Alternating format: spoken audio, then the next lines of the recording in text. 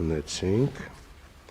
միջև զեկուցվող հարցերի քննարկում ուզում եմ խոսքը փոխանցեմ Տիկին Անդրեասյանին այսօրվա խորհուրդը մեզ պատմի։ Շնորհակալություն հարգելի պարոն Գրիգորյան, հարգելի գործընկերներ, ինչպես գիտեք, այսօր Հովհաննես Թումանյանի ծննդյան օրն է, որը արդեն ավելի քան 15 տարի մեր երկրում նշվում է նաև որպես գիրք նվիրելու օր եւ այս կապակցությամբ մեր նախարարությունը կառավարության նիստի բոլոր մասնակիցներին փոխանցել է գրքեր, որոնք տարբեր տարիներին հրատարակվել են պետության աջակցությամբ։ Իհարկե այդ գրքերի մեջ մեծ բաժին ունեն հենց Հովհաննես Թումանյանի գործերը, բայց մենք սիրով մեր գործընկերներին ենք փոխանցել նաև ժամանակակից հայ գրողների եւ նաև թարգմանական գրականության նմուշներ։ Հուսով եմ, որ կարդալու ժամանակ կունենանք եւ նաև գուցե միմյանց փոխանցենք մեր կարդացած գրքերը, որովհետեւ սա իսկապես մեր աշխատանքի եւ զարգացման կարևոր բաղադրիչ է եւ կուզեմ նաև առիթից օգտվելով նշել, որ իրականում ընթերցանության խրախուսումը կառավարության քաղաքականության շատ կարևոր եւ առաջնահերթ ուղղություն է։ Մենք արդեն երկրորդ տարին կազմակերպում ենք ընթերցանության օլիմպիադա 5-րդ եւ 6-րդ դասարանների համար։ Ունենք ընթերցանության խրախուսման ծրագրեր տարրական դպրոցից սկսած, որտեղ իրականում տեքստը կարդալու, վերլուծելու եւ հասկանալու հմտությունները բազային են ցանկացած ոլորտի գիտելիքը ընկալելու, յուրացնելու եւ ցանկացած մասնագիտության մեջ առաջխաղացում ունենալու ուղղությամբ եւ հենց այս պատճառով է, որ ընթերցանությունը ըստ էության մեր աշխատանքների առանցքում է ընկած եւ մեծ ուրախությամբ պետք է նշեմ նաեւ, որ կառավարության առանձին քաղաքականությունը զարգացնել գրահրատարակչությունը եւ գրական շուկան, որի հարթակներից մեկն էլ գրքի Երևանյան միջազգային փառատոնն է, նույնպես հաջողությամբ զարգանում է։ Անցյալ տարի գրքի փառատոնը առաջին անգամ կազմակերպվեց նաև մարզերում, Կապանում եւ Գյումրիում եւ այնպիսի ցուցանիշ, որ մենք օրինակ նախորդ տարի գրքի փառատոնին 18000 գրքի վաճառք ենք ունեցել, որը 33%-ով ավելի է, քան դրա նախորդ տարի, 40000 մասնակից, որը 23-ի համեմատ ավելի քան կրկնապատկվել է, ցույց է տալիս, որ ընթերցանության ու գրքի նկատմամբ հետաքրքրությունը մեր երկրում հանրության շրջանում մեծանում է եւ մեր քաղաքականությունը այդ ուղղությամբ պետք է շարունակվի եւ դառնա նաեւ ավելի թիրախային։ Բոլորիս եւս մեկ անգամ շնորհավորում եմ եւ մաղթում եմ հաճելի ընթերցանություն։ Շնորհակալություն։ Շատ շնորհակալություն Տիկին Անդրեասյան, խնդրեմ հարգելի գործընկերներ, ինչ կարծիքներ ունեք։ Վստահ եմ, որ պիտի առնվազն շնորհակալություն հայտնենք Տիկին Անդրեասյանին եւ հիշեցման եւ նվերի համար։ Շնորհակալություն։ Անցնենք զեկուցվող հարցերին, օրակարգի 22-րդ հարցը, Տիկին Սիրականյան, համեցեք։ Շնորհակալ եմ, մեծարգո փոխվարչապետ, կառավարության հարգելի անդամներ, քննարկման է ներկայացվում ներդրումների մասին նոր օրենքի նախագիծը։ Նախագծի նպատակն է ամրագրել ներդրումային հարաբերությունների ժամանակակից պահանջներին համապատասխան իրավական հիմքեր, ինչպես տեղացի ներդրողների, այնպես էլ օտարերկրյա ներդրողների համար։ Նշեմ, որ ներկայումս գործում է օտարերկրյա ներդրումների մասին օրենքը, որը չի ապահովում ներդրումային գործընթացի ժամանակակից պահանջներին համապատասխան ամբողջական կարգավորում։ Նախագծի կարևոր առանձնահատկություններից մեկն այն է, որ նախագծով սահմանված կարգավորումները տարածվելու են ոչ միայն օտարերկրյա ներդրողների եւ ներդրումների վրա, այլ նաեւ տեղացի ներդրողների եւ ներդրումների վրա, մինչդեռ գիտենք, որ ներկայումս գործող օտարերկրյա ներդրումների մասին օրենքի դրույթները տարածվում են միայն օտարերկրյա ներդրումների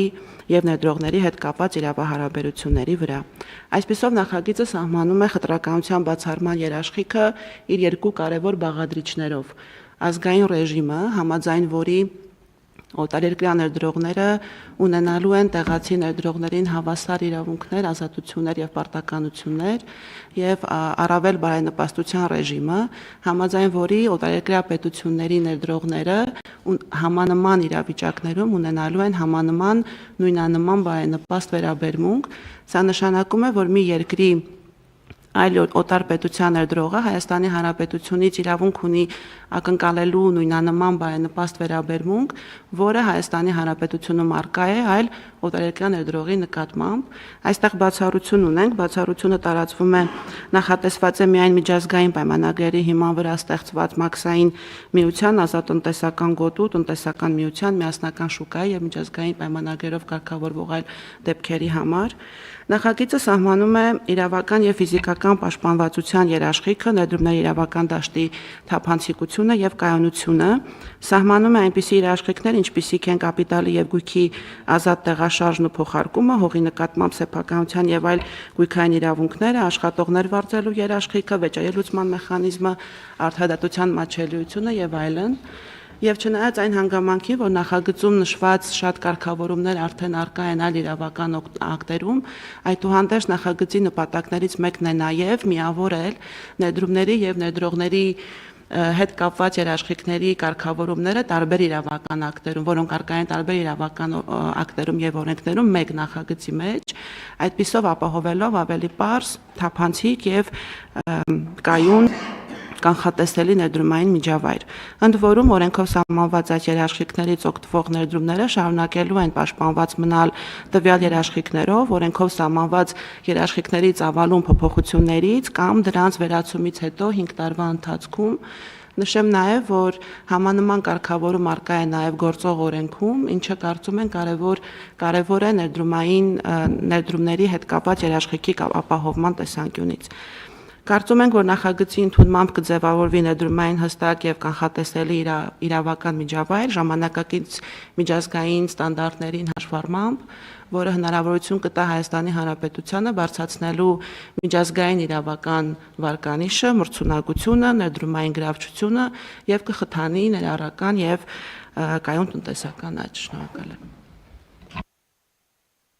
Շնորհակալություն, բայց ես ճիշտ եմ չի հասկանում, որ մենք նախագիծ կանելիս այդ աշխատանքների ընթացքում նաև դուրս ենք բերել